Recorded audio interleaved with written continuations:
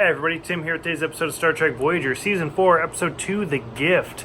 I wouldn't say I love this episode. I am excited for this episode.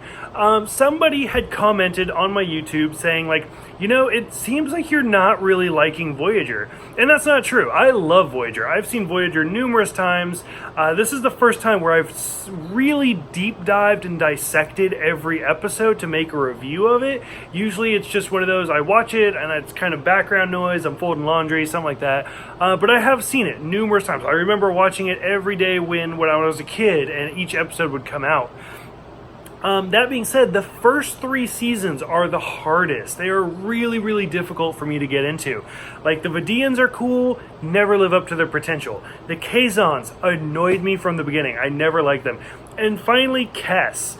Kes had such good potential that I feel like they never did anything with, and then they used up her arc as quickly as possible, and then we don't really get anything out of it.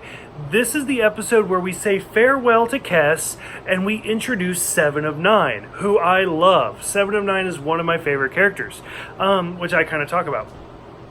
Which it annoys me because her character is so well done and so interesting, but again, she was kind of only put in the show for sex appeal, and that bothers me. But anyways, I'm super excited for this episode to finally say goodbye to Kes until her one-shot return. But overall, like, I'm excited to say goodbye, and I'm excited to basically bring Voyager into a new direction. From the very beginning, we see Voyager covered in like Borg technology gunk, and we see 7 of 9, who is now disconnected from the collective, and she's having a very difficult time. Janeway talks about how she got information about an Annika Hansen from Deep Space 4, which I love it anytime they talk about another DS except for 9, so that like kind of got me excited. And how she had been assimilated 20 years ago, or almost 20 years ago. In the last 2-parter, I think they said it was 18 years, which could have made her like one of the very first humans that was actually assimilated. Because, I mean, if you think about it, Q didn't fling us over to the Borg until like season 2 or 3 of I think it was season 2 of The Next Generation. So that would have been like 1989. So this would have been years before The Next Generation even took place. So that's kind of interesting. Throughout this episode, we slowly see 7 of 9 change from the Borg drone into the more human-like characteristics of herself. And then most of this episode is actually about Kes having like her telekinetic and telepathic abilities start to like surge, where like at one point 7 has like some sort of brain issue going on where the Borg implants are taking over, and Kes is able to look past her on a cellular level and basically take out that piece of the Borg technology. So the Doctor's removing pieces of her. There is the kind of an obligated scene where 7 like pushes Harry out of the room and tries to contact the Borg, and once again Kes is basically able to just stop it from a distance on a cellular level. She's able to put a stop to what 7 is trying to do. By the time we get to the end of the episode, 7 is finally coming to terms with being a human, and Kes, on the other hand, is basically evolving into this new life form, and she tells Janeway, like, I gotta go, like, put me on a shuttle and get me out of here, or I'm gonna, like, blow up the ship.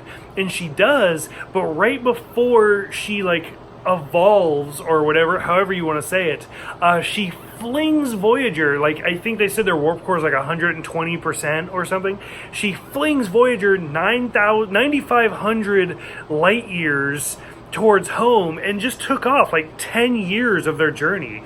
From the first episode, I think they say it's going to be like 70 years. At this point, it's already been 3. And then Kes just flung 10 years off past Borg space. So we're in like the 55-year range at this point. Which, I mean, that's still a really long journey. But now we're starting to get into like lifetimes and stuff. So it's really kind of interesting how they did that. And I had mentioned in the Q episodes, I'm kind of surprised Q didn't like, oh, well, here's 5 years or something like that. So, and then I did like the scene where at one point Janeway's talking to 7, and she's like, like if you could talk to this little girl, like what's her favorite color, what did she like to do, and stuff like that. And finally 7 is like, that little girl's favorite color was red, and it's basically just kind of some foreshadow that we do see 7 start to turn more and more human as it'll progress. So overall, I wouldn't say it was a fantastic episode. It was an overdue episode, and even this episode with Kes was really drawn out. But I'm glad that we're putting it behind us and we're moving towards the right direction with 7. So for those who have seen this one, what did you guys think about saying goodbye to one character and being introduced to another? Thank you guys for everything, and I will see you guys next time for the Day of Honor.